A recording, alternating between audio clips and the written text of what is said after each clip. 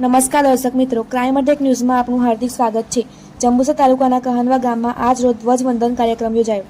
કહાનવા પ્રાથમિક શાળામાં આજે 79માં સ્વાતંત્ર્ય પર્વની ઉત્સાહભેર ઉજવણી કરવામાં આવી, જેમાં પ્રાથમિક શાળામાં કનુભાઈ ઉદેશંગ પઢિયાર, કહાનવા સરપંચશ્રી તથા રાકેશભાઈ પટેલ તથા એસએમસી પ્રમુખ મુકેશ રાઠોડ તથા અન્ય આગેવાનો, ગ્રામજનો, હોમગાર્ડ સભ્યો, શાળા સ્ટાફ અને બાળકોની હાજરીમાં કનુભાઈ સરપંચ દ્વારા ધ્વજ ફરકાવવામાં આવ્યો હતો।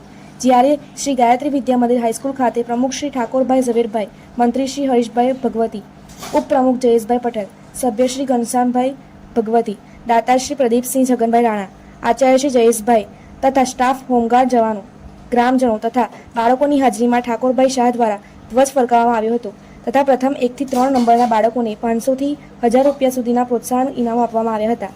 સમગ્ર પ્રોગ્રામ સ્વતંત્ર સેનાનીઓની યાદમાં 2 મિનિટ મૌન પાળી શ્રદ્ધાંજલિ આપવામાં આવી હતી। ક્રાઇમ અટેક ન્યૂઝ સહતંત્રી નગીનભાઈ પરમાર, કહાનવા।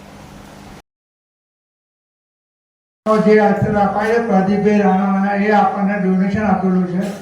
એ ડોનેશનનું વ્યાજ દર વર્ષે એ છોકરાઓને એ પ્રમાણે મળશે કે જે નક્કી આજે કરીએ છીએ એ વર્ષો જૂનું એમને મળ્યા જ કરશે।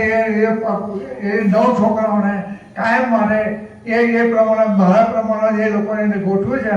એટલે હું જેટલું આપું છું એટલું એ પ્રદીપભાઈના તરફથી દર વર્ષે બાળકોને મળશે આ વસ્તુ।